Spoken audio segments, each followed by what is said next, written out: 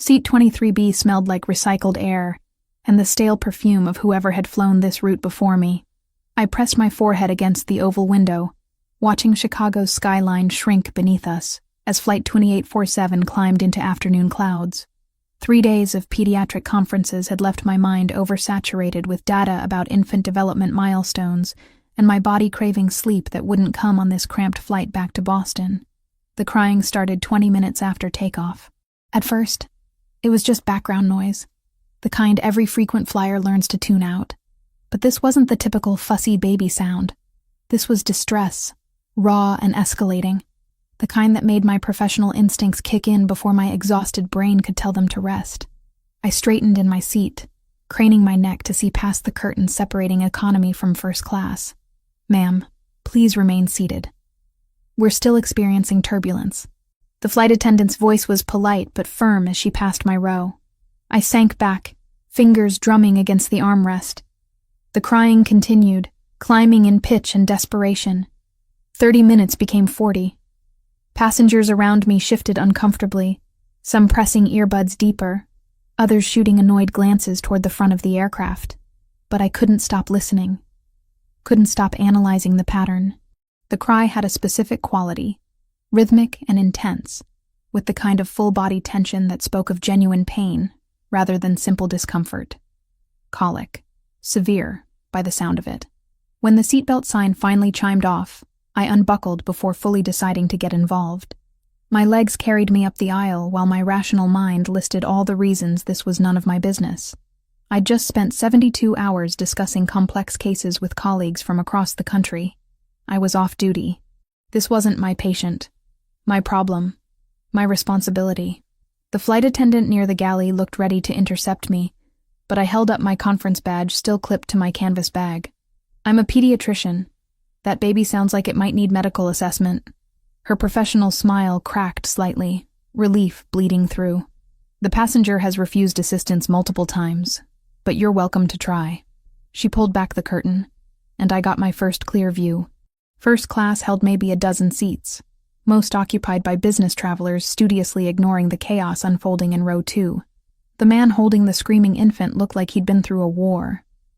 His white dress shirt was wrinkled beyond salvation, sleeves rolled up to reveal forearms corded with tension.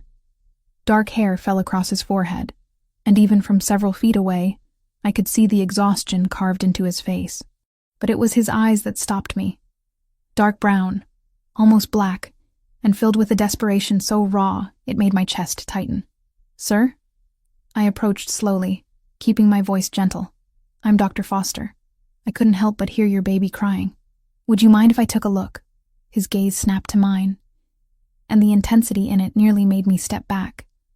For a long moment, he just stared, as if trying to determine whether I was real or a hallucination brought on by sleep deprivation.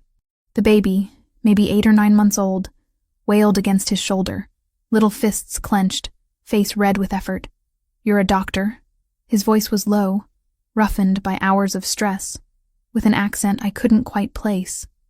Italian, maybe, or something close to it. Pediatrician, actually, specialized in infant development. I gestured to the conference badge. Just spent 3 days talking about exactly this kind of thing. Something shifted in his expression. A crack in whatever wall he'd built around himself. "Please." The single word carried the weight of absolute defeat, of a man who'd tried everything and failed. I slid into the empty seat beside him, already assessing the baby with practiced eyes. Boy, approximately 9 months, well-nourished but clearly in distress. The cry pattern, the way he pulled his legs up to his belly, the flush spreading down his neck, all pointed to one thing. "May I?"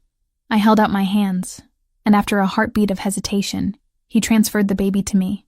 The child's body was rigid with tension, back arching, abdomen distended and hard beneath my gentle palpation. "What's his name?" "Noah." "Hi, Noah." I adjusted his position, turning him onto his left side across my forearm, his belly against my palm. My other hand moved in slow, deliberate circles across his back. "How long has he been crying like this?" "Since we boarded. Almost an hour now." The man's voice cracked slightly. "The flight attendants tried everything. Bottle, pacifier, walking. Nothing works. Does he have episodes like this often? I continued the gentle massage, feeling the tightness in Noah's small body begin to shift. Every few days, sometimes worse. He scrubbed a hand across his face, and I noticed the expensive watch on his wrist, the kind that cost more than my monthly rent.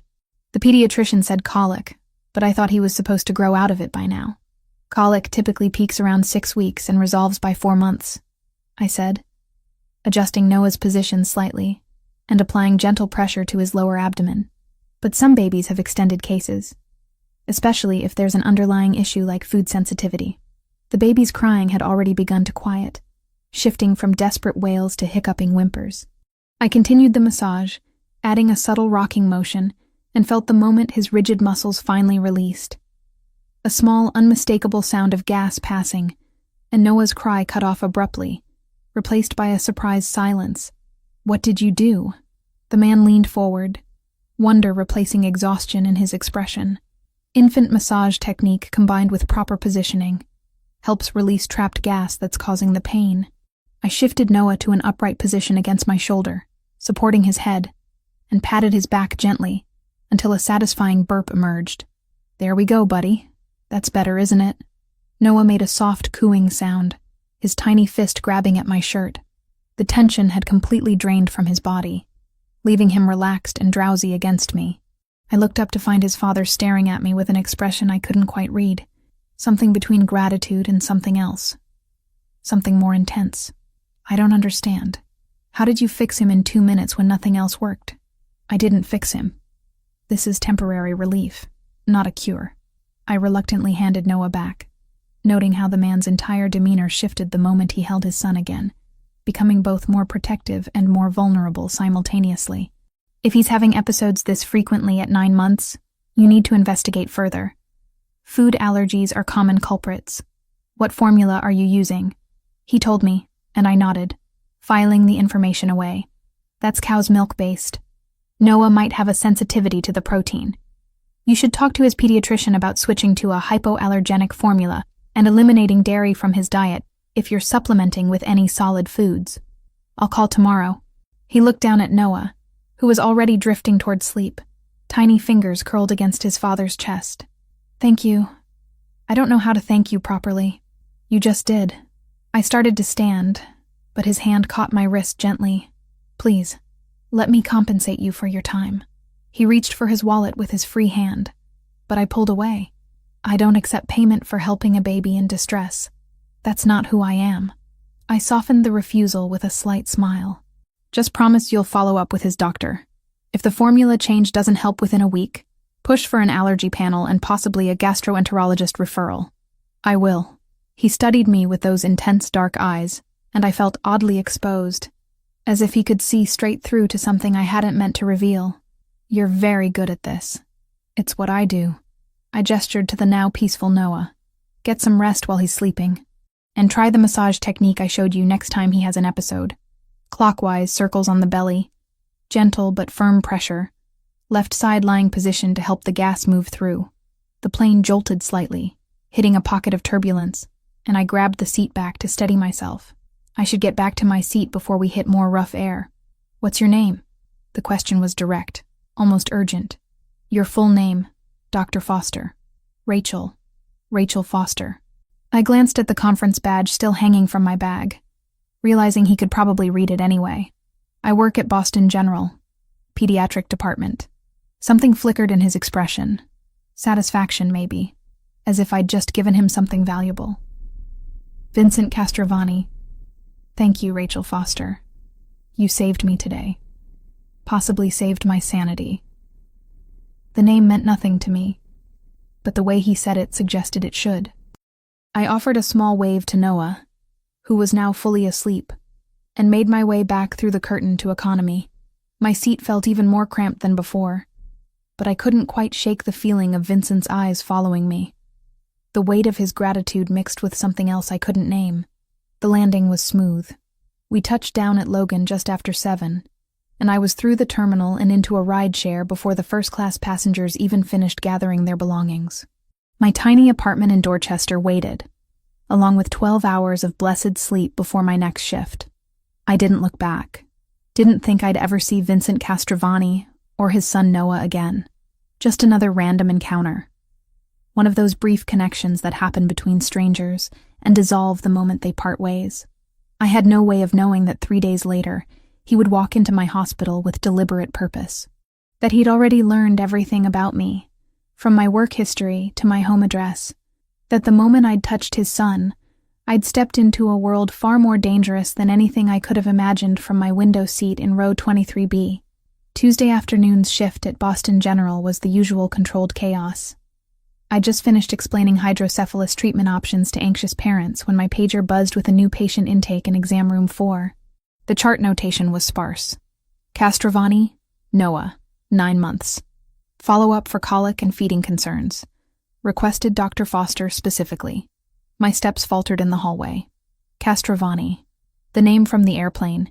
The exhausted father with the screaming baby who'd looked at me like I'd performed a miracle with nothing but my hands and some basic pediatric knowledge.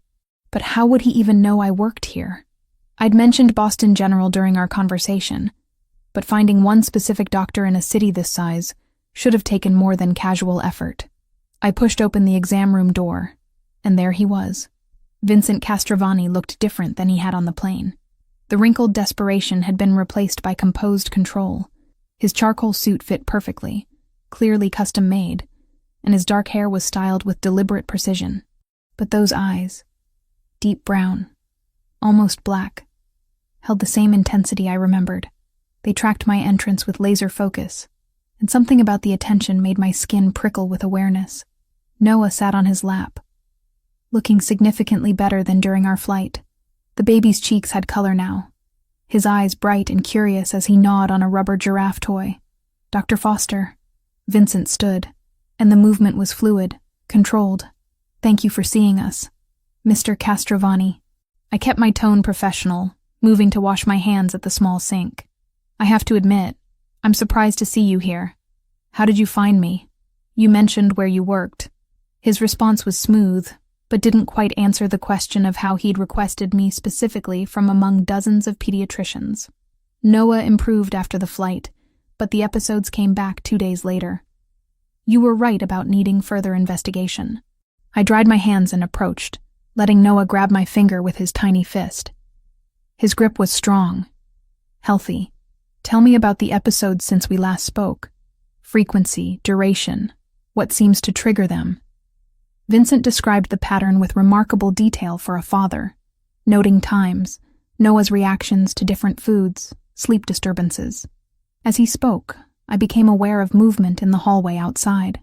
Through the small window in the door, I caught glimpses of men in dark suits positioned with unusual deliberation. Not medical staff, not other patients' families, security, private security. Mr. Castrovani, who are those men in the hallway? His expression didn't change. Precautionary measures. I have business interests that require certain protections. The phrasing was careful, revealing nothing while confirming everything. This man operated in a world where bodyguards were normal, where threats were constant enough to require armed personnel in a hospital pediatric ward. I should have been more cautious, should have excused myself and requested one of my colleagues take this case. Instead, I found myself more intrigued than frightened. I see. I turned my attention to Noah, conducting a thorough examination. Abdomen still tender in the lower quadrants, but the rigid tension from the flight was absent. Has he had any rashes? Diarrhea? Blood in his stool? No blood. Some diarrhea, greenish color. Small rash on his back that comes and goes. I nodded, pieces clicking together. I suspect he has a cow's milk protein allergy in addition to the colic. It's relatively common, but often missed because the symptoms overlap. The formula you mentioned on the plane contains dairy proteins that his system can't process properly. Vincent leaned forward slightly, and I caught the scent of his cologne, something expensive with notes of cedar and spice. How do we fix it? Switch to a hypoallergenic formula, the kind where the proteins are broken down into smaller components his body won't react to. Within a week, you should see significant improvement. I pulled out my prescription pad, writing down specific brands and dosages. But the transition needs to be monitored carefully. Babies can be sensitive to formula changes. Then monitor it. His voice dropped lower, taking on a quality that suggested he was accustomed to getting exactly what he wanted. "I'd like to hire you as Noah's private pediatrician. Full-time basis. Whatever your current salary is, I'll triple it." I set down my pen slowly. "Mr. Castrovani, I appreciate the offer, but I don't do private practice. My work here at the hospital serves families who can't afford specialized care. That matters to me." "Name your price." "It's not about money." "Everything is about money, Dr. Foster." He shifted Noah to his other arm, and the baby reached for him with complete trust. The gesture softened something in Vincent's face, a crack in the armor. My son needs someone who understands his condition. Someone who can help him without making him suffer through trial and error with doctors who spend 10 minutes per appointment. You helped him in 2 minutes on an airplane. Imagine what you could do with proper time and resources. The argument was compelling, but something about the situation felt dangerous in ways I couldn't articulate. "I'll make you a counteroffer. Let me come to your home, do a complete assessment of Noah's environment, diet, routine. One comprehensive consultation where I can give you a detailed care plan. After that, you work with your regular pediatrician to implement it." Vincent considered this, his gaze never leaving my face. The scrutiny should have been uncomfortable, but instead felt strangely intimate, like he was cataloging every detail for later reference. "Fine, but the consultation happens at my residence where Noah is comfortable and where I can ensure privacy." Privacy. Another careful word choice that suggested this man's life involved things that needed to be hidden from public view. Against every ounce of common sense, I agreed. "When?" "Tonight. I don't finish my shift until 7. I'll send a car at 7:15. He pulled a business card from his jacket pocket, the cardstock thick and expensive. "Only a name and phone number. No company, no title. Call this number when you're ready. The driver will bring you to my property." Property. Not home, not house. Property. I took the card, feeling the weight of the decision settling over me like a physical thing. "Just the consultation, Mr. Castrovani?" "Nothing more." "Of course, Dr. Foster." Something that might have been amusement flickered in his eyes. "Nothing more." The black Mercedes that picked me up at 7:20 was immaculate, the driver silent and professional. We drove north from the city for 40 minutes, winding through increasingly affluent neighborhoods until we turned onto a private road flanked by iron gates that opened automatically. The estate beyond was stunning, a modern architectural masterpiece of glass and stone set on what had to be at least 10 acres of manicured grounds. "Jesus," I muttered, pressing my face closer to the window. This wasn't wealth. This was dynasty-level money. The car stopped under a covered portico, where Vincent waited, Noah in his arms.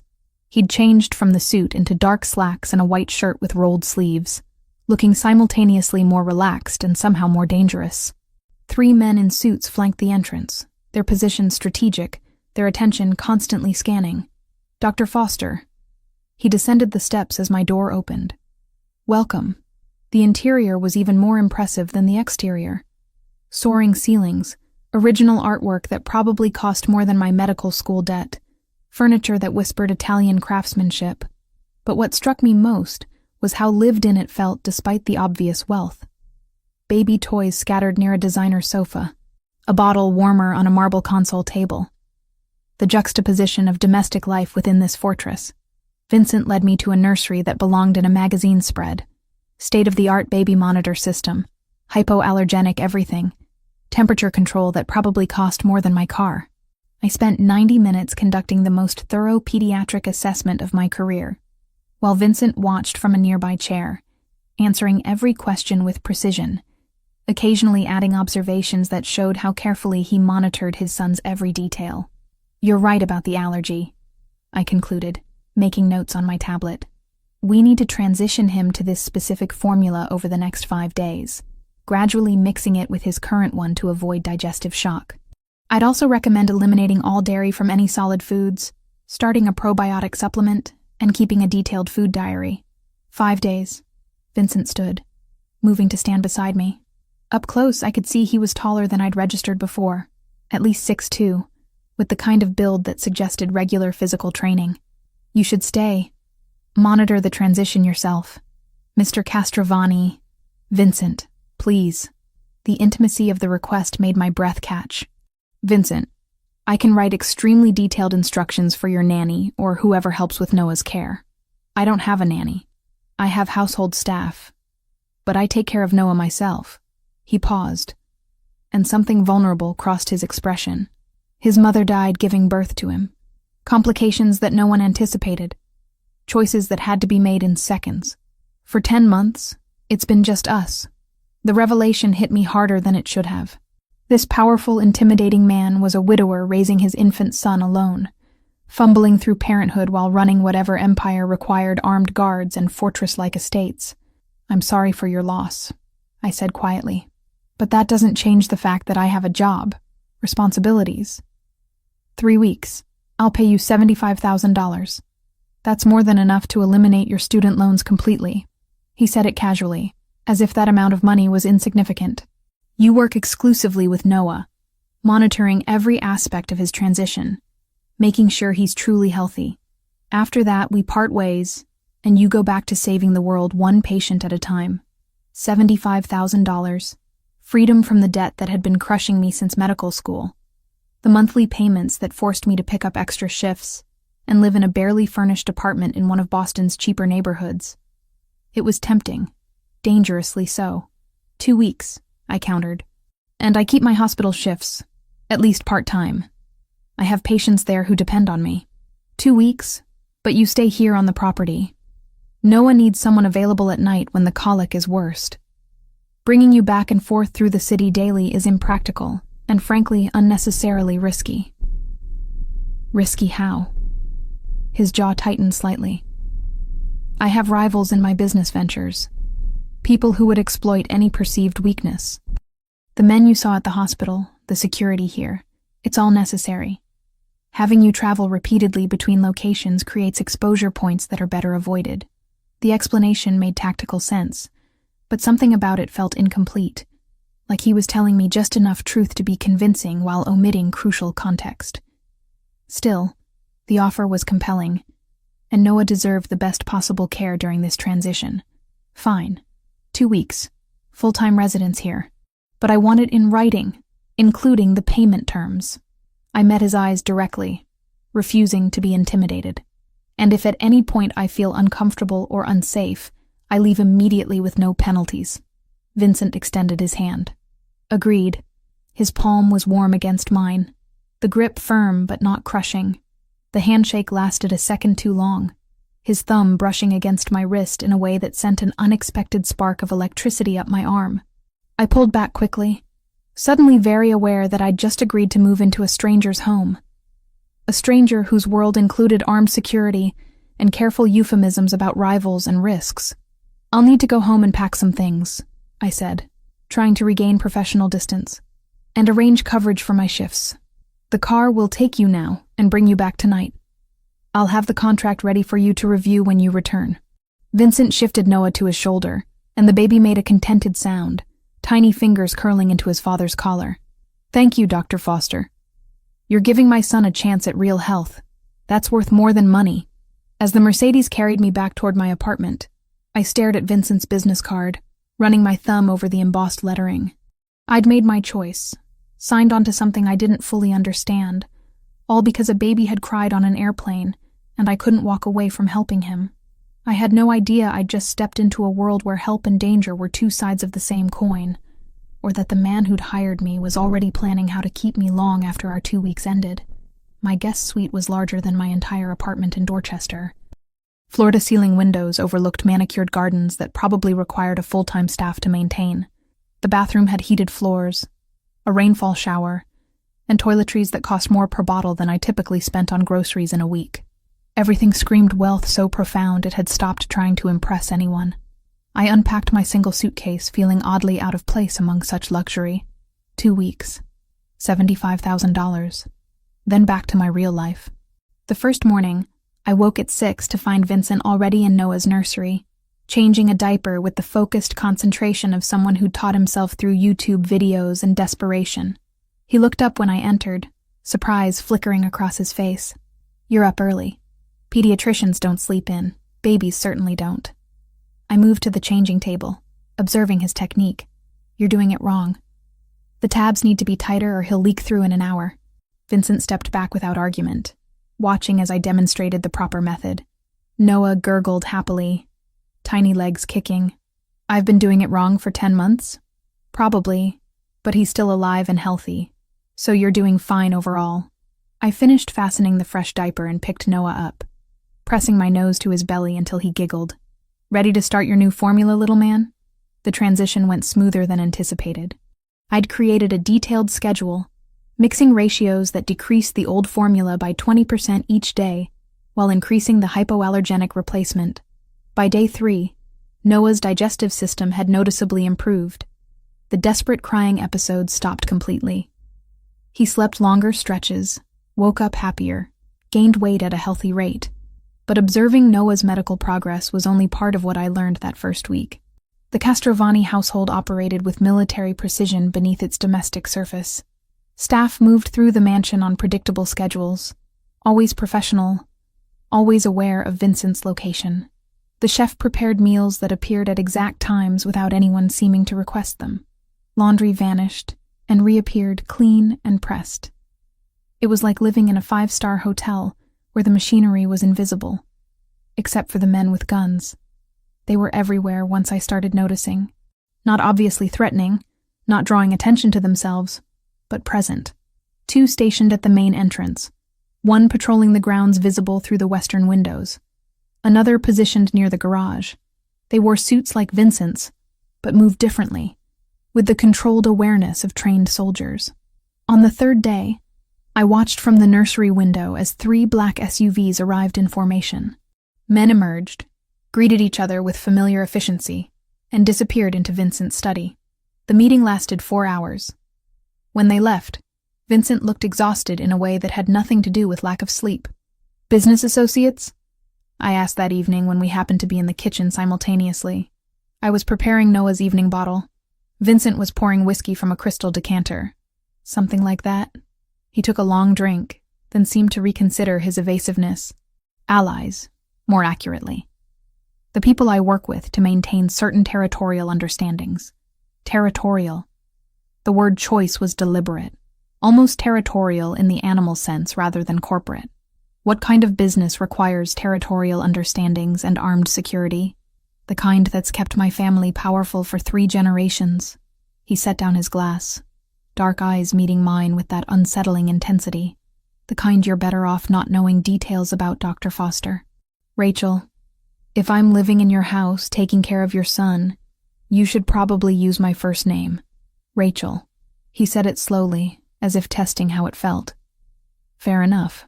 I should have pressed for more information, should have demanded clarity about what exactly I'd stepped into.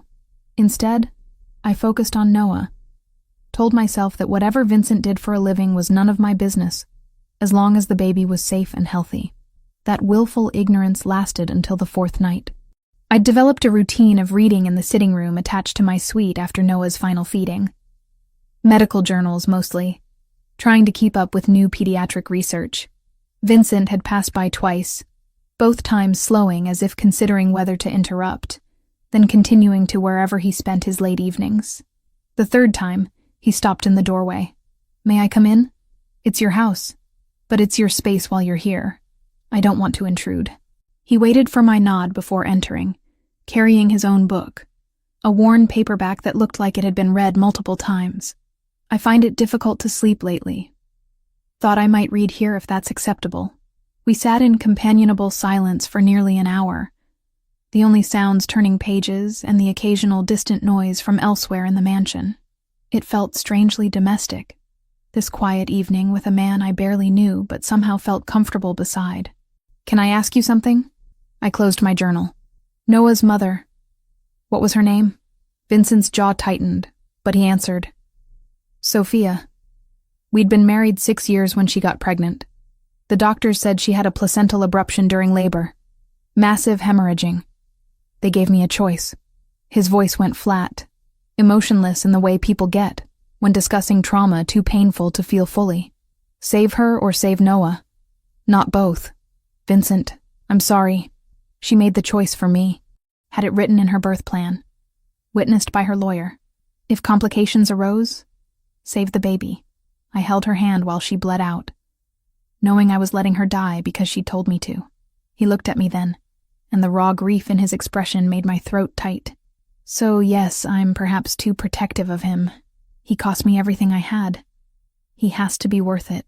I crossed the space between us without thinking, sitting beside him on the leather sofa. He is worth it. And she knew that when she made her choice. You're not letting her down by struggling, Vincent. You're honoring her by keeping him alive and healthy, despite how hard it is. His hand found mine, fingers intertwining with surprising gentleness. Thank you for saying that. We stayed that way for longer than was probably appropriate. Hands clasped, both lost in our own thoughts about loss and survival. When I finally went to bed, my palm still tingled where his skin had touched mine. The shooting started at 2:17 a.m. I woke to the sound of car engines, raised voices, then the unmistakable crack of gunfire. My body reacted before my mind fully processed the danger, throwing off covers, running barefoot into the hallway. Noah's nursery. I had to get to Noah. Vincent was already there, scooping the crying baby from his crib with practiced speed. Come with me. Now. What's happening? No time. Move. His voice carried absolute authority, the tone of someone accustomed to being obeyed in crisis situations. He led us down the hallway to what I'd assumed was a linen closet. Instead, when he pressed his palm to a hidden scanner, the back wall slid open to reveal a reinforced room roughly 12 feet square. Emergency supplies lined metal shelves, communication equipment blinked on a small desk, and the walls were thick enough to muffle the ongoing sounds of violence outside. A panic room. Of course this house had a panic room. Vincent handed me Noah, who was screaming in terror, then moved to the communication equipment. He spoke rapid Italian into a headset, his calm at odds with the chaos evident in whatever responses he was receiving. I sank onto the padded bench running along one wall, holding Noah close, making soothing sounds I didn't feel. The shooting lasted maybe 5 minutes, though it felt like hours. Then silence, more frightening than the noise had been. What if Vincent's security had lost? What if whoever attacked was now searching the house? Vincent finished his communication and sat beside us, taking Noah from my arms. The baby immediately calmed slightly, recognizing his father's scent and touch. It's over. They didn't breach the perimeter. My voice shook, despite efforts to control it. Who attacked us? A rival organization. We've been in conflict over territorial control of certain business operations along the East Coast. He rubbed Noah's back in slow circles, the movement automatic. They've been testing our defenses for weeks, looking for weaknesses.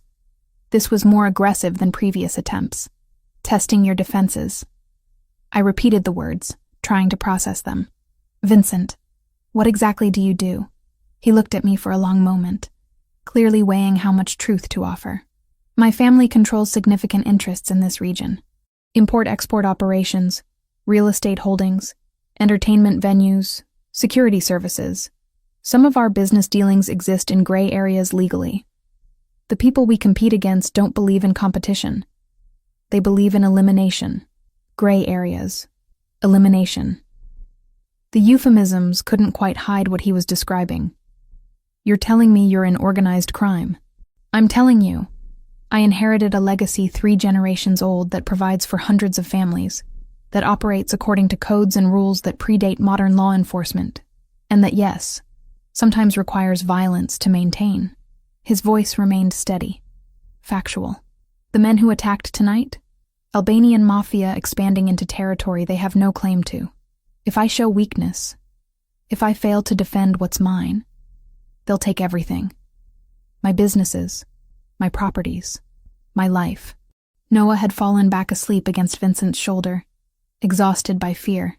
I watched them together, this powerful, dangerous man and his innocent son, and felt something shift in my understanding. You should have told me before I agreed to stay here. Would you have stayed if I had? Honestly, I didn't know. Why did you really want me here, Vincent? Noah's doing fine now. You could hire any pediatrician to monitor his transition. Because keeping you in hospitals or traveling through the city makes you vulnerable.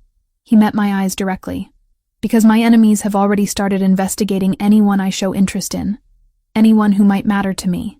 Because bringing you here, where I have complete control of security, was the only way I could be certain you'd be safe while Noah needed you.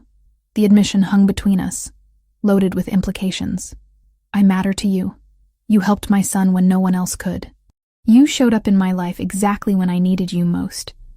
Whether that's fate or coincidence, I don't intend to waste it. He shifted Noah to his other shoulder.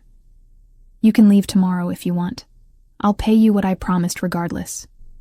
But Rachel, if you stay, you need to understand what that means. You'll be under my protection, yes, but also under my enemy's scrutiny. They'll see you as connected to me, potentially as leverage against me. I should have left. Every rational thought screamed that staying in this house, near this man, in this dangerous world was insane.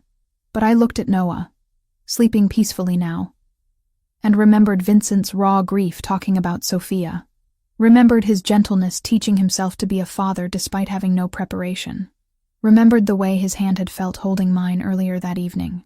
I'll stay. The decision surprised me as much as it seemed to surprise him. 2 weeks.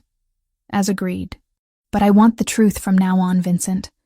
No more euphemisms or careful evasions. If I'm at risk, I deserve to know exactly what I'm facing. Relief flooded his expression, quickly masked but visible for a heartbeat. Agreed. And Rachel? Thank you. For protecting Noah tonight.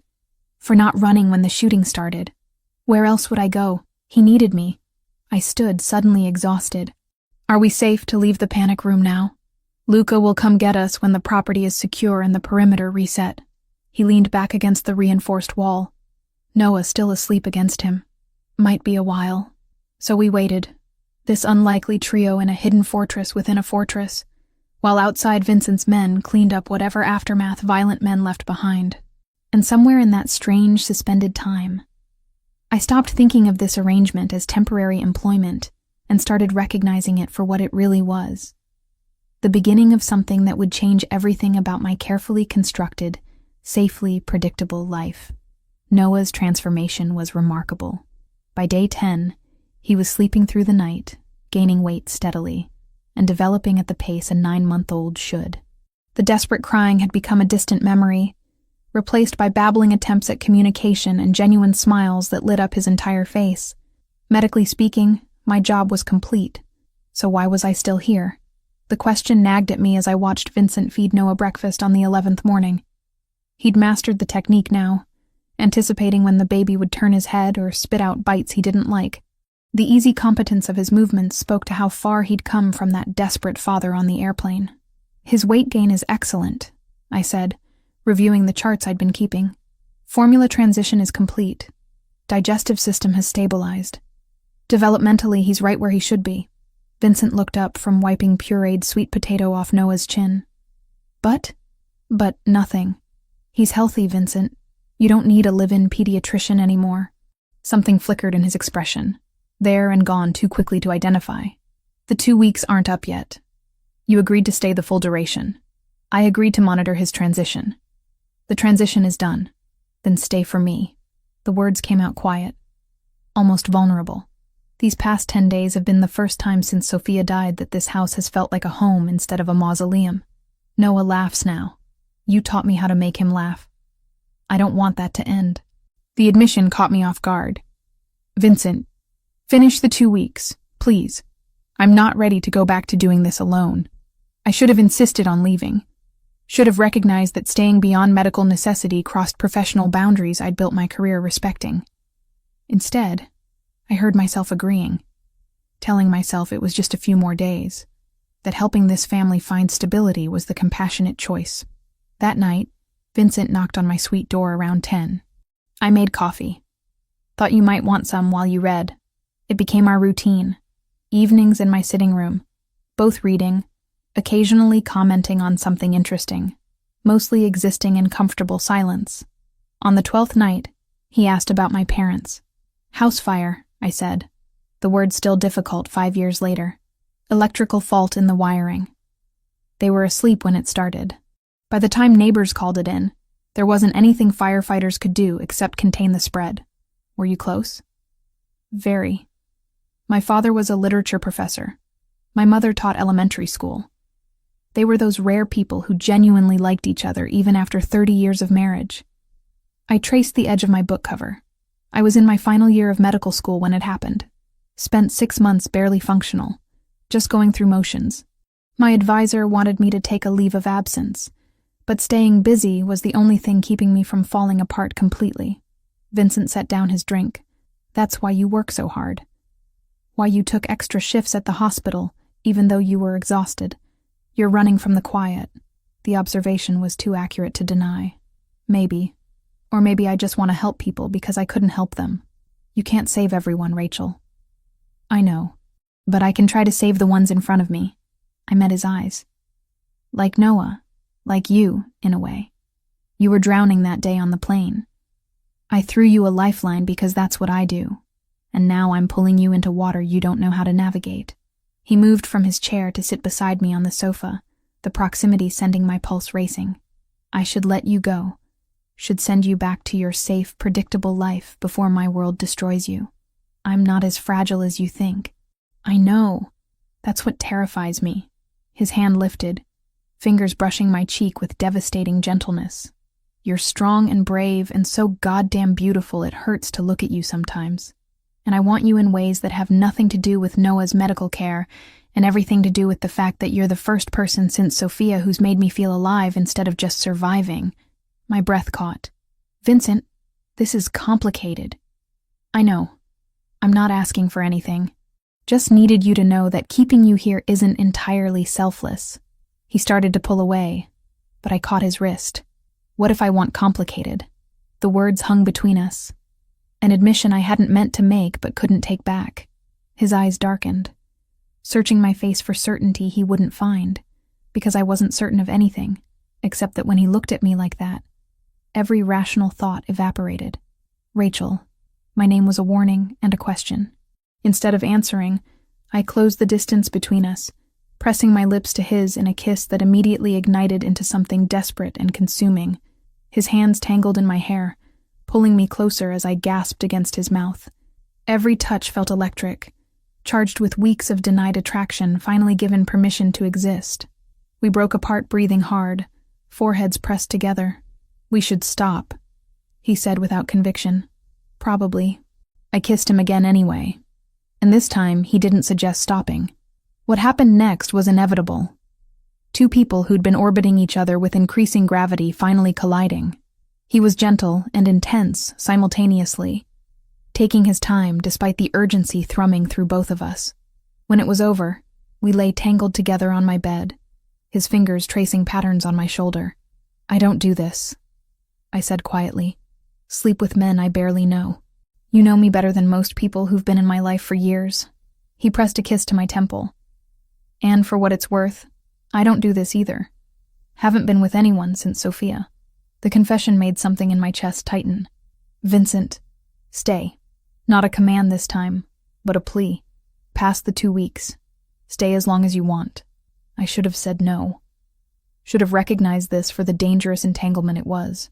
Instead, I nodded against his shoulder, sealing a decision that would change everything.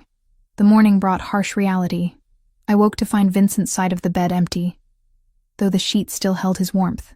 Voices drifted from downstairs, tense and urgent. I dressed quickly and found him in his study with Luca. Both men bent over a laptop displaying surveillance photos. Photos of me. With Noah at a pediatric clinic I'd insisted on visiting 3 days ago for a routine wellness check. The images captured me holding the baby, laughing at something he'd done, looking every bit like a mother with her child rather than a temporary employee. When were these taken? I asked from the doorway. Both men looked up, guilt flashing across Vincent's face. 2 days ago. We just received them this morning through intelligence channels. Who took them? Albanian surveillance team. Luca's tone was grim. They've identified you as someone connected to Vincent, possibly significant to him. They're investigating your background now. Ice flooded my veins. How much danger am I in? Vincent stood, crossing to me with purpose. None. You're under my protection, on my property. They can't touch you here, but they know about me now. They'll use me to get to you. Let them try. His voice carried absolute certainty. I have resources they can't imagine. You're safe, Rachel. I promise. Luca cleared his throat. Boss, with respect, the smart move is to cut ties. Pay her out. Relocate her somewhere they won't look. Erase the connection before it becomes a liability. No. The word came out hard, brooking no argument. She stays. Vincent, this is exactly what we warned. I said no, Luca. Find another solution. The older man sighed but nodded, gathering his materials and leaving us alone. I wrapped my arms around myself, suddenly cold despite the room's warmth. Maybe he's right. Maybe I should go before this gets worse. Is that what you want? What I want doesn't matter if staying here puts me in danger. Then let me protect you properly. He moved closer, hands gentle on my shoulders. Tonight, I'm hosting dinner with my captains, the men who run operations under my oversight. I want you there. Want them to see you're part of my household, under my protection officially. It sends a message to anyone watching that you're mine, and anyone who touches you answers to me and everyone loyal to me. You're using me as a chess piece. I'm claiming you publicly, so my enemies understand the consequences of threatening you. His jaw tightened. Yes, it's strategic, but it's also true. You are mine, Rachel, if you'll let yourself be. Last night wasn't casual for me. Was it for you? The question hung heavy. I could lie. Could pretend it meant nothing, and use that as an excuse to leave. Or I could admit the truth that had been growing since that first night reading together. Maybe even since the airplane when I'd seen him hold his son with such desperate love. No.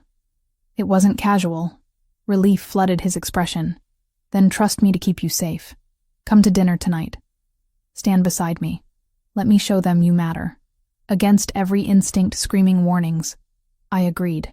The dinner was held in a formal dining room I hadn't seen before, all dark wood and crystal chandeliers. 5 men arrived precisely at 8, each greeting Vincent with respect that bordered on deference.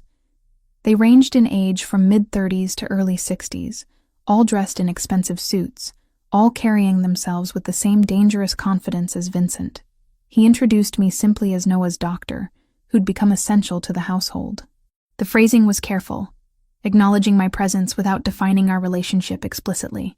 But the way his hand rested at the small of my back, the way he kept me beside him throughout the evening, spoke louder than words. We ate courses I couldn't taste, my stomach too tight with tension. Conversation flowed in English and Italian. Discussions of business territories and shipment schedules and political considerations. I understood enough to recognize I was witnessing the machinery of organized crime operating openly, unbothered by my presence because Vincent had vouched for my discretion. When the meal finally ended and the men departed with respectful nods, I rounded on Vincent in the empty dining room. You paraded me in front of them like property, like I'm some acquisition you're showing off. I presented you as someone under my protection. There's a difference. Is there? Because from where I stood, it felt like you were marking territory. His eyes flashed. You want honesty? Fine. Yes, I was marking territory. Letting every person in my organization know that you're off limits, that harming you means declaring war on me personally. That's how this world works, Rachel. I don't get to protect people I care about with restraining orders and police reports. I do it with power and fear, and making absolutely certain no one misunderstands the consequences of crossing me. And you didn't think to ask how I felt about being turned into a symbol? Would you rather I kept you hidden while my enemies circle closer? Let them think you're unprotected, unimportant, easy prey? He moved closer, frustration radiating off him. I'm trying to keep you alive. By making me a target. You became a target the moment you helped Noah on that plane. The admission burst out of him. The moment you showed me kindness, showed interest in my son, you painted a mark on yourself that I can't erase. The only choice left is whether to protect you or abandon you. I'm not capable of the latter. The raw emotion in his voice deflated my anger. I didn't ask for any of this. I know. And I'm sorry. But I'm also not sorry because having you here in my life has given me something I thought I'd lost forever. Hope. Connection. The possibility of being something more than just Noah's father and the Castrovani heir. My resolve crumbled. This is insane. We barely know each other. I know you take your coffee with too much cream and read medical journals like novels. I know you sing to Noah when you think no one's listening, and that you cry during those commercials with shelter dogs. I know you're terrified of thunder but won't admit it, and that you'd throw yourself in front of a bullet for someone you just met if you thought it would save them. I know everything that matters, Rachel. He was right. Somehow in these compressed weeks, we'd learned each other in ways that usually took months. The intensity of the situation, the forced proximity, the shared purpose of caring for Noah, it had accelerated everything into something that felt both brand new and ancient. So what now? I asked quietly. Now you decide. Stay and let me protect you the only way I know how. Or leave, and I'll do my best to erase every connection between us so you can go back to being invisible to my enemies. His hand cupped my face. But understand that if you stay, you're choosing this world, choosing me, and I don't let go of things that matter. I should have chosen safety, should have walked away from this dangerous, complicated, utterly insane situation. Instead, I kissed him, pouring every conflicted emotion into the contact, and felt him respond with equal desperation. When we finally broke apart, the decision was made without words. I was staying. God help me. I was staying. The attack came at 4:23 in the morning, tearing me from sleep with the sound of shattering glass and shouting voices. I bolted upright, disoriented, my first coherent thought screaming Noah's name. The security alarm wailed through the mansion, a piercing shriek that set every nerve on fire. I threw off the covers and ran for the hallway, my bare feet silent on the hardwood floors. The house was chaos, shadows moving with violent purpose, the crack of gunfire echoing from somewhere below. Vincent's men were engaging the intruders, but how many had gotten through? How close were they to Noah? The nursery door stood open ahead of me, spilling yellow light into the darkened corridor. My heart seized. I'd closed that door myself when I'd checked on Noah 2 hours ago after his midnight feeding. Someone had opened it. I burst through the doorway and froze. 3 men in dark tactical gear surrounded Noah's crib, one reaching for the screaming baby. They turned at my entrance, weapons rising, and time seemed to slow to a crawl. I had maybe 2 seconds before they decided whether I was a threat worth eliminating. Don't touch him. My voice came out stronger than I felt, fueled by pure maternal instinct for a child that wasn't even mine. He's just a baby. He has nothing to do with whatever war you're fighting. The tallest one, clearly the leader, studied me with cold calculation. You're the doctor, the one Castrovani brought into his house. I'm a pediatrician treating an infant, that's all. You're lying. He moved toward me, weapon lowered but ready. We've been watching. You're more than hired help. He looks at you like you matter. Behind him, Noah's cries had reached a fever pitch, his little face red with terror and confusion. Every instinct screamed at me to grab him, shield him, but these men had guns, and I had nothing except the slim hope that I could buy time for Vincent's security to reach this floor. Fine. I matter to him. So take me instead. The words tumbled out before I could second-guess them. I'm worth more as a hostage than a 9-month-old baby who can't be controlled, can't be threatened, can't give you anything except screaming and diapers. Think strategically. Which bargaining chip has more value? The leader's eyes narrowed, considering. Gunfire erupted closer now, just down the hallway. His team was running out of time. Grab her, he ordered in accented English. Leave the kid. Rough hands seized my arms, zip ties cutting into my wrists as they bound them behind my back. I caught one last glimpse of Noah in his crib, terrified but unharmed, before they dragged me toward the window they'd entered through. A rope dangled from the frame, their extraction route. Below, engines roared to life. Vincent! I screamed his name with everything I had, hoping he could hear me somewhere in this massive house, hoping he'd know what happened. Vincent. Noah's safe. A hand clamped over my mouth, cutting off the words. They hauled me through the window, and my bare feet scraped against the exterior wall as we rappelled down too fast, controlled chaos that ended with me being thrown into the back of a waiting van. The doors slammed shut, engine accelerating before I could even think about escape. Through the small rear window, I watched Vincent's mansion recede into the distance, lights blazing, security swarming like disturbed ants. I'd lived there barely 2 weeks. Now I might never see it again. The warehouse they brought me to smelled like rust and stale water, somewhere near the docks based on the distant sound of ship horns. They zip-tied my ankles to a metal chair in what had once been an office, the furniture pushed against walls to create an empty interrogation space. 5 men rotated guard duty, speaking to each other in rapid Albanian that I couldn't understand but could read the tone of. Confident. Victorious. They'd gotten exactly what they wanted. Hours crawled past. No food. Minimal water. Questions I refused to answer about Vincent's operations, his security protocols, his weaknesses. When I stayed silent, they didn't beat me, didn't torture me physically. Instead, they described in graphic detail what would happen to me if Vincent didn't comply with their demands. The psychological warfare was almost worse than physical pain.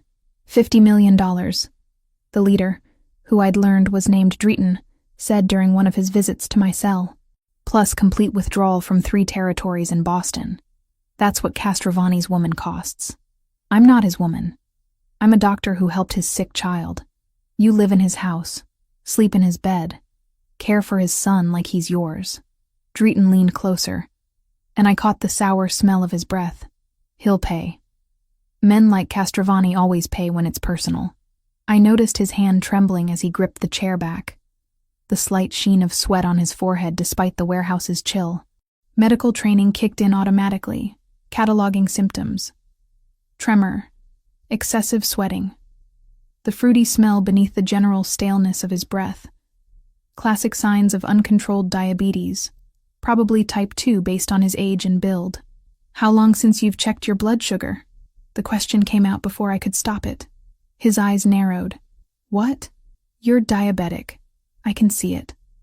The tremor in your hands, the sweating, the way you're breathing. When did you last eat? Take your medication. That's none of your concern. It is if you pass out from hypoglycemia, and your men think I did something to you. They'd kill me before asking questions. I shifted in the chair, wrists aching from the zip ties. Or you could let me help. I'm a doctor, remember? I can assess your condition, tell you what you need. Keep you functional while you wait for your ransom. Drayton studied me for a long moment, suspicion warring with the pragmatic recognition that I was right. If he collapsed, his operation lost its leader at a critical moment. Why would you help me? Because I help sick people. It's what I do. And because if you're healthy and thinking clearly, you're more likely to make rational decisions about keeping me alive. He gestured to one of his men, speaking in Albanian. The man disappeared, returning minutes later with a basic first aid kit that included a cheap glucose meter. Drayton sat heavily in a chair across from me. Fine. But if you try anything, I'll kill you slowly. They cut the zip ties on my wrists long enough for me to prick his finger and check his reading. Dangerously high at 340. I explained in simple terms what it meant, what he needed to do. He had insulin in a cooler somewhere, poorly stored, but better than nothing. I calculated dosage based on his weight and current reading, watching as he administered it himself, not trusting me with a needle. You should test 3 times daily minimum, I said as they retied my wrists, looser this time. Adjust your insulin accordingly, and eat regularly. Stress spikes blood sugar, and you're clearly under stress. Because of your boyfriend starting a war over you. But there was something almost respectful in his tone now. You're strange, Dr. Foster. Helping your captor. You're a patient who needs medical care. The circumstances don't change that. Over the next 30 hours, they gave me slightly better conditions. Real meals instead of stale bread. A bathroom break every 6 hours. Permission to move around the office within limits. I used the freedom to observe everything. Guard rotations, weapons storage, the layout of the warehouse. Drayton checked his blood sugar religiously now, even consulting me about readings and adjustments. I also listened. Their Albanian conversations were still incomprehensible, but I caught repeated words that sounded like names, numbers that might be times or coordinates. And once, when they thought I was sleeping, I heard something that made my blood freeze. A conversation in broken English with someone on speakerphone. Killer after? One of Drayton's men asked. Of course, came the response. Make it look like Castrovani's rescue attempt failed. He gets emotional, makes mistakes. That's when we finish him. They never intended to let me go. The ransom was a trap. Bait to lure Vincent into making exactly the kind of desperate move that would get him killed. And there was nothing I could do to warn him except hope that he was smart enough, careful enough, to see through their plan. On the second night, Drayton came to check on me personally. "Your man is gathering an army," he said, almost conversational. 5 families pledging support. It's impressive. Also futile. "Then why do you look worried?" His jaw tightened. "I'm not worried." "Yes, you are. Your blood sugar just spiked again. I can see it in your face." Fight or flight response. I leaned forward as much as the restraints allowed. Vincent isn't just some boss you can eliminate and walk away from. He has allies, resources, and absolutely nothing to lose when it comes to people he cares about. You took the wrong hostage, Drayton. You should have left me alone. Too late for regrets now. He stood, checking his weapon with practiced efficiency. Tomorrow ends this, one way or another. After he left, I sat in the darkness listening to distant sirens and my own racing heartbeat. Somewhere out there, Vincent was planning my rescue. And I had to find a way to survive long enough for him to execute it. Had to believe that the man I'd fallen for despite every rational objection was capable of beating odds that seemed impossible. Because the alternative, that I'd die in this warehouse without seeing him or Noah again, was something I couldn't let myself consider. Not yet. Not while I still had breath and hope and the stubborn determination that had gotten me through medical school, through my parents' death, through every impossible challenge life had thrown at me. I just had to hold on a little longer. The explosion of sound pulled me from fitful half-sleep. Not gunfire this time, but something bigger, more organized. Shouting in multiple languages, vehicles screeching, and then the unmistakable percussion of flashbangs detonating in rapid succession. The warehouse erupted into chaos. My guards scattered, weapons drawn, yelling commands I couldn't understand. Through the office's grimy window, I saw muzzle flashes lighting up the darkness like deadly fireflies. This wasn't another Albanian patrol. This was an assault, coordinated and overwhelming. Vincent had come for me. "Get down!" I dropped to the floor as bullets punched through the thin walls, showering me with splinters and dust. The zip ties on my ankles had been left relatively loose after days of compliance. I worked them frantically, ignoring the burn as plastic cut into skin, focusing only on getting free. Outside the office, the firefight intensified. I recognized the tactical precision even through the chaos, the way Vincent's forces moved with purpose rather than panic. They were clearing the warehouse systematically, room by room, closing in on the center where Drayton had kept me isolated. A body hit the floor outside my door. Then another. The handle turned, and I pressed myself against the wall, grabbing the only weapon available, a rusted metal pipe from the corner that had once been part of the building's plumbing. The door crashed open. A man stumbled in, young, maybe 20, clutching his side where blood seeped through his tactical vest. Albanian, based on the patches. He saw me and raised his weapon with shaking hands. "Don't." I kept my voice steady despite my racing heart. "You're bleeding badly. That vest didn't stop the bullet, just slowed it. You need medical attention or you'll be dead in 20 minutes. His eyes widened, pain and fear mixing with confusion. "You're the doctor." "I am. And I can help you if you put down the gun." For a suspended moment, we stared at each other across the small space, both of us trapped by circumstances beyond our control. Then his legs gave out, the weapon clattering from his grip as he collapsed. I moved without thinking, grabbing supplies from the first aid kit Drayton had left behind, pressing gauze against the wound to slow the bleeding. "Pressure here?"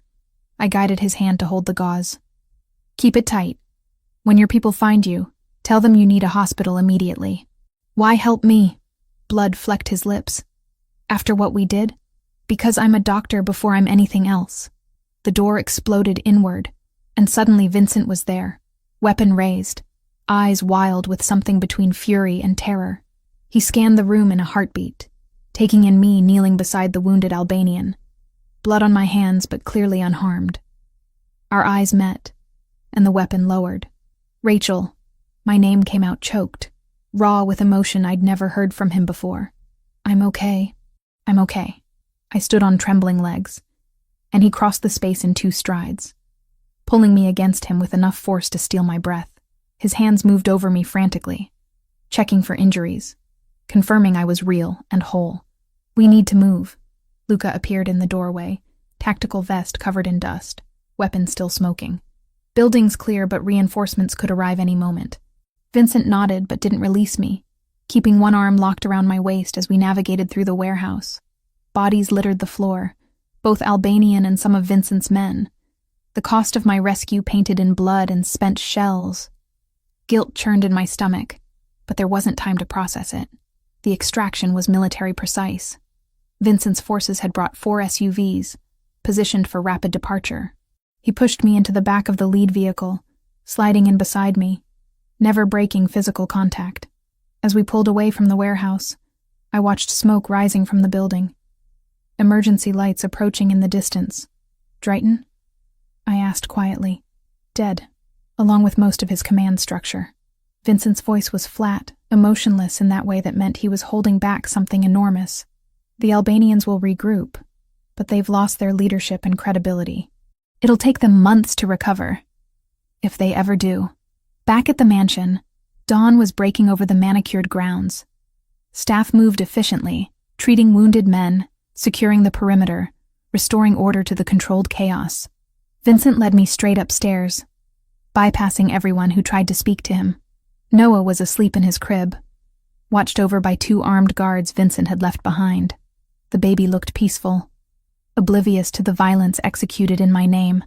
I sank into the chair beside the crib, suddenly unable to stand, adrenaline crash hitting me like a physical blow. He's been asking for you. Vincent crouched beside my chair. Well, in his way, kept pointing at your room, saying rah-rah, which I think means Rachel. Tears I'd been holding for 40 hours finally broke free.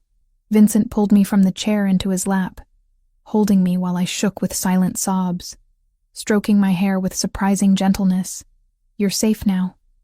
I've got you. That man I was helping when you found me. Is he alive? Probably. We left the non-critical wounded for the authorities to find. He tilted my chin up, forcing me to meet his eyes. Why were you treating him? Because he was bleeding and I could help. Because that's what I do, Vincent. Even when it doesn't make tactical sense. I wiped at my face. They were going to kill me regardless of the ransom. I heard them planning it. His jaw clenched, muscles jumping beneath the skin. I know. We intercepted their communications. That's why the rescue couldn't wait. Why I called in every favor, mobilized 5 families worth of resources. You think I'd let them take you from me? 5 families. How much will that cost you? Everything. Nothing. I don't care. He cupped my face in both hands. You were worth it, Rachel. You'll always be worth it. The next 3 days existed in a fog. I slept fitfully, waking from nightmares of zip ties and warehouses and the cold certainty of death.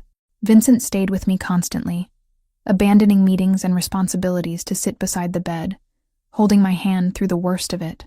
When I finally managed to eat something, he was there. When I cried without warning, he was there. When I needed silence, he provided it without question. Noah became my anchor to normalcy. Caring for him, maintaining his routine, gave me purpose beyond just surviving. On the 4th morning, I woke to find Vincent in the nursery, Noah on his hip, both of them watching me from the doorway. He missed you, Vincent said softly. We both did. I took Noah, pressing my face into his baby-soft hair, breathing in his innocent scent. He patted my cheeks with chubby hands, babbling his version of my name, and something in my chest eased slightly. Luca arrived that afternoon, his expression grim. Vincent met with him in the study, but left the door open, no longer hiding anything from me.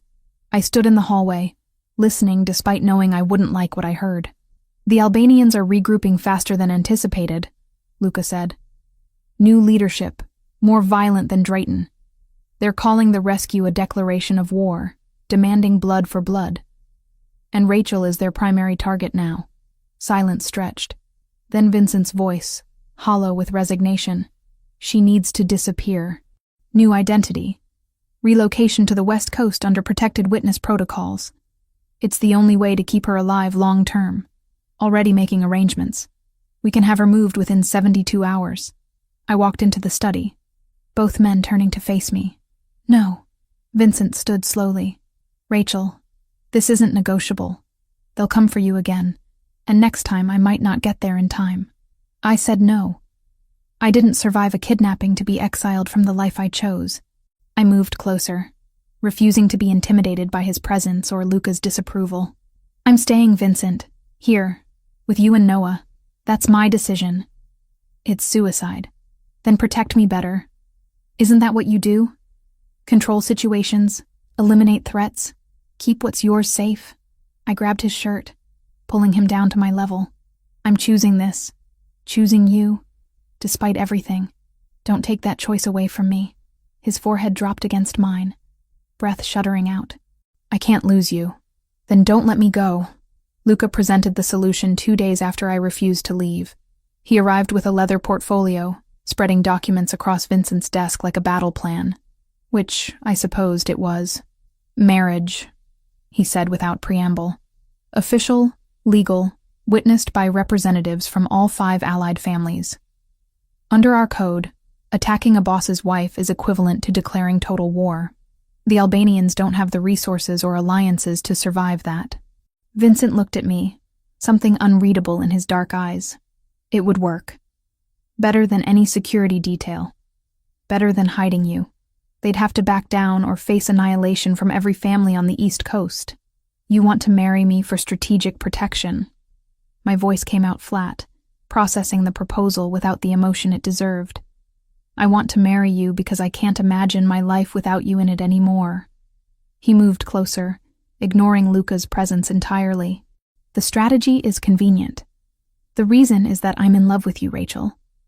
Have been since you calmed Noah on that plane. Maybe before I even knew your name. The declaration should have felt romantic. Instead, it felt weighted with necessity. A confession forced by circumstances rather than choice.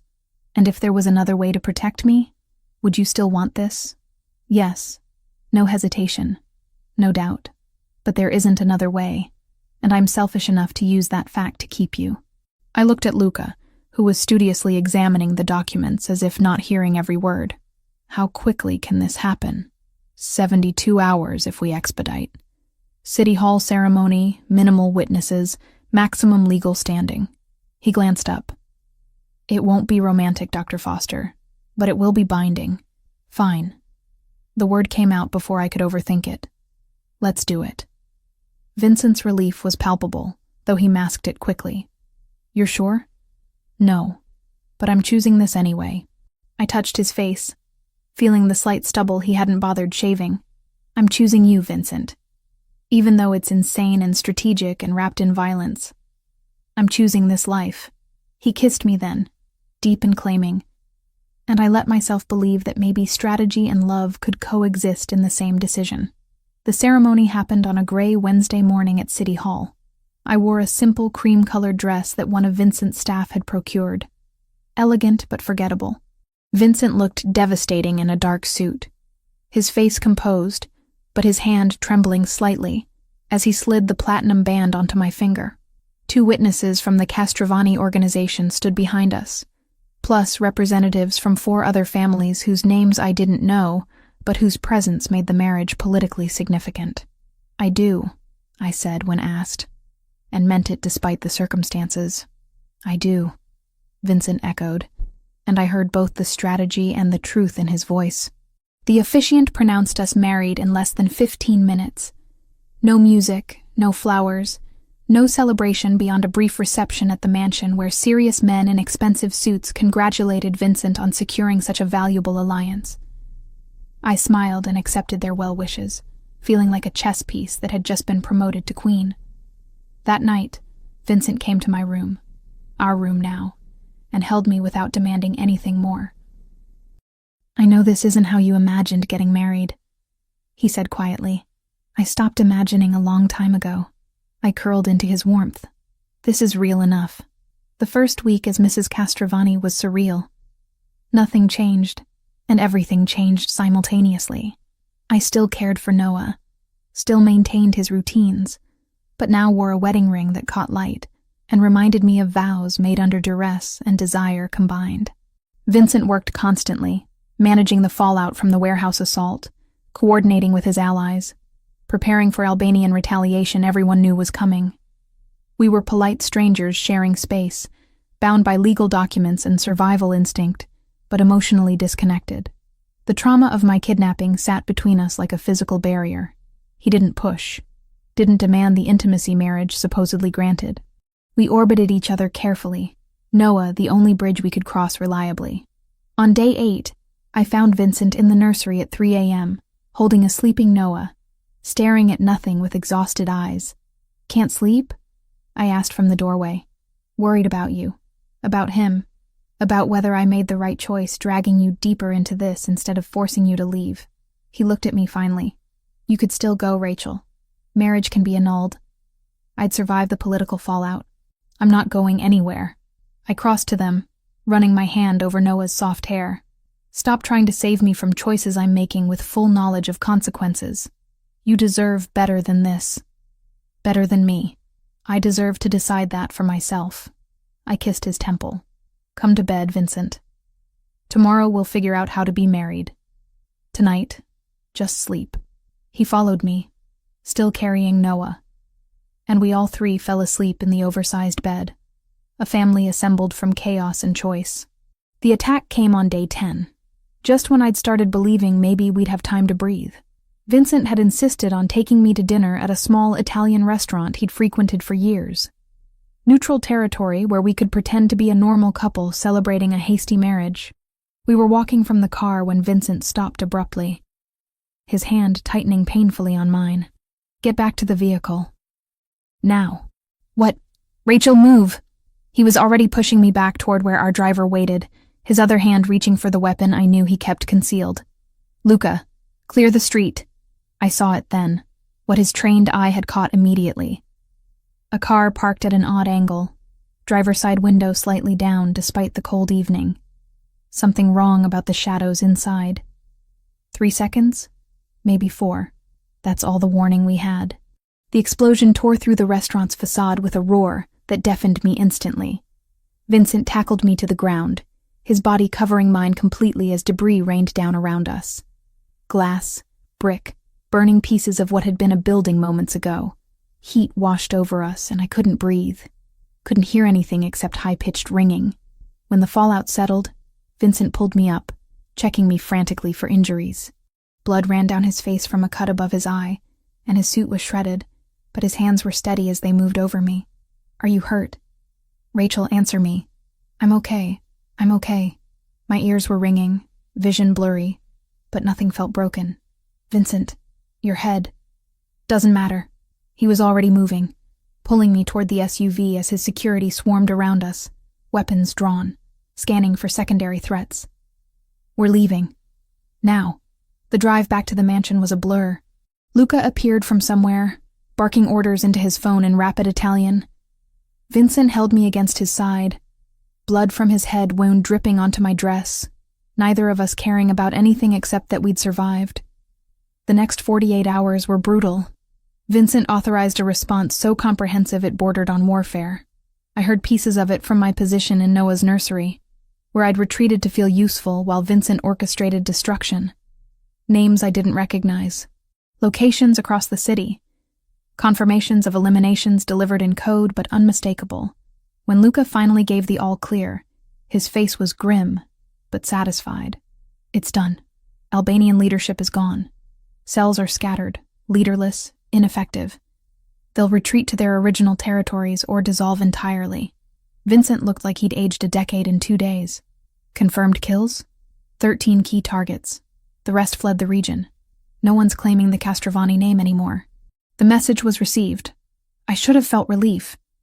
Instead, I felt hollow, knowing that 13 people were dead because someone had tried to kill me. Kill us. And Vincent had responded with the only language his world understood. Absolute, overwhelming force. That night he came to bed and broke down. Not crying, not theatrically, just quiet admission of how close he'd come to losing me, losing everything. I held him while he confessed every fear he'd been carrying since the warehouse, since the airplane, since Sophia's death, and I confessed my own. The nightmares that still woke me, the constant waiting for the next attack, the guilt of surviving when others didn't. We're broken, I whispered against his shoulder. Both of us, trying to build something real out of survival and strategy, then we'll be broken together. He pulled back enough to meet my eyes, and maybe that's enough. Maybe we don't need perfect, Rachel. Just real. I kissed him, and this time it felt different. Not desperate or strategic, but honest. Two damaged people choosing each other despite and because of everything that had tried to destroy us. The war was over. The marriage was real. And whatever came next, we'd face it together. 3 weeks of peace felt surreal after months of violence. The mansion had returned to its quiet efficiency. Guards still present, but tension replaced by routine. Vincent attended meetings without the urgency of warfare. I cared for Noah without jumping at every unexpected sound. We were healing, slowly, like broken bones knitting back together with time and careful attention. But we were also avoiding the conversation we needed to have.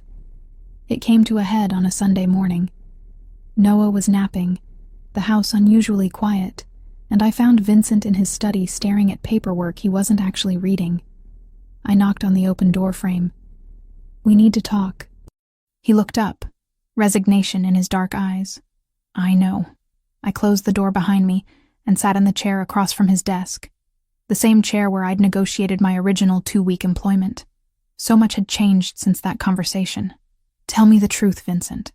All of it. When did you decide you wanted me here permanently?" He leaned back, fingers steepled beneath his chin. "The night on the airplane. When you calmed Noah with such easy competence and refused my money like it meant nothing. I watched you disappear into that terminal and knew I'd find you again." He paused. "Hiring you was strategic from the beginning. I needed you close where I could control the situation, protect you from threats you didn't even know existed. The medical care for Noah was real, but it was also an excuse. The admission should have angered me. Instead, I felt oddly relieved to finally hear him acknowledge what I'd suspected. And when did it stop being just strategy? It never was just strategy. His voice dropped. Maybe for the first few days I convinced myself it was practical, keeping you safe while benefiting Noah. But watching you with him, seeing how you treated my staff with respect, how you asked about my day like my answer mattered. Somewhere in there I stopped pretending this was about security protocols. I stood, moving to look out his window at the grounds where Noah would eventually play when he was older. I knew, maybe not consciously at first, but I knew you were manipulating the situation, keeping me here through money and necessity and carefully constructed circumstances. "Rachel, let me finish." I turned to face him. I knew, and I stayed anyway. Not because I was naive or trapped, but because I wanted to. Because a baby cried on an airplane, and his father looked at me with such desperate hope that something in me recognized something in you. We were both survivors trying to figure out how to live instead of just exist. He crossed to me, stopping close enough that I could see the faint scar from the restaurant explosion healing above his eyebrow. "I don't deserve you.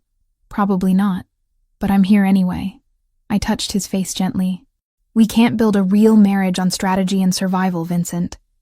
We need something more honest than that. Then let's be honest." He caught my hand, pressing it against his chest where I could feel his heart beating steady and strong. "I love you, Rachel. Not because you're useful, or because marrying you was politically advantageous, but because you make me remember what it feels like to want a future instead of just protecting the present. You challenge me, frustrate me, force me to be better than I am. And I want to spend whatever time I have left becoming the man you deserve." Tears pricked my eyes. "I love you too, even though you're impossible and dangerous and you run a criminal empire. I love you because you're trying to be a good father despite having no example to follow. Because you read poetry when you think no one's watching, and you cry during sad movies, but pretend you don't. Because you saw me at my most ordinary and somehow decided I was worth turning your entire world upside down for.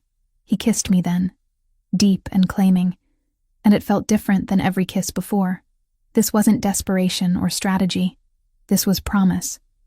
Commitment, chosen freely with full knowledge of what it meant. When we finally broke apart, Vincent held my gaze. I want to do this right. Build something real with you. That means including you in decisions about Noah, about our future, about everything that matters. And it means boundaries, I countered. I don't want to know details about your business, Vincent. I've accepted what you are, what you do, but I can't be complicit in it. I need to maintain who I am separate from your world. Fair enough. You keep your identity, your work, your boundaries. I'll protect you while respecting them. He paused. Speaking of your work, Luca's arranged security protocols for you to return to Boston General part-time. Discreet, but effective, if you want to go back. The offer meant more than he probably realized. Yes, I need that. Need to remember I'm a doctor first, everything else second. I know, that's who you are. I wouldn't want to change it. We spent the afternoon together with Noah, the three of us in the nursery where this had all really begun. Vincent asked my opinion about schools, about when to introduce solid foods beyond the hypoallergenic formula, about 100 small decisions that added up to building a life. And I realized this was what marriage actually meant. Not grand gestures or strategic alliances, but daily choices to include each other, respect each other, build something together despite and because of our differences. That evening, Luca came by with updated security schedules for my hospital shifts. 2 men, rotating, always within visual range but never obvious. They'll pose as other hospital staff, blend in completely. You won't even notice them after a while. Thank you, I said, meaning it. This was the compromise that let me keep both worlds. The protection that let me maintain my identity while acknowledging the realities of who I'd married.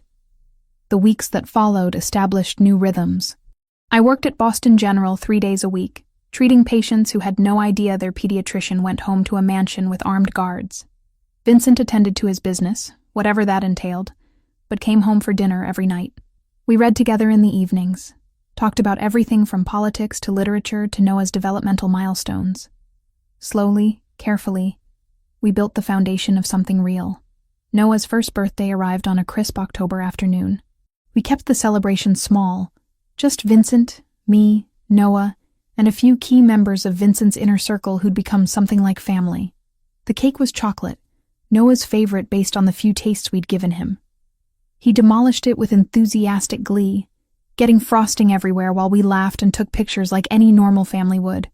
Later, after Noah was in bed and our guests had departed, Vincent found me in the garden. The same garden where I'd first truly understood the danger I was stepping into. Where armed men had intercepted an attack. Where everything had started tilting from employment into something more. "What are you thinking about?" he asked, wrapping his arms around me from behind. "That flight from Chicago. How terrified you looked. How desperate. How I had no idea that helping a crying baby would lead to all of this." I leaned back against his warmth. "It wasn't a fairy tale, Vincent. No magical transformation or perfect romance. Just 2 broken people deciding to be broken together. Regrets?" I turned in his arms, meeting those dark eyes that had first captured my attention with their intensity. Not a single one.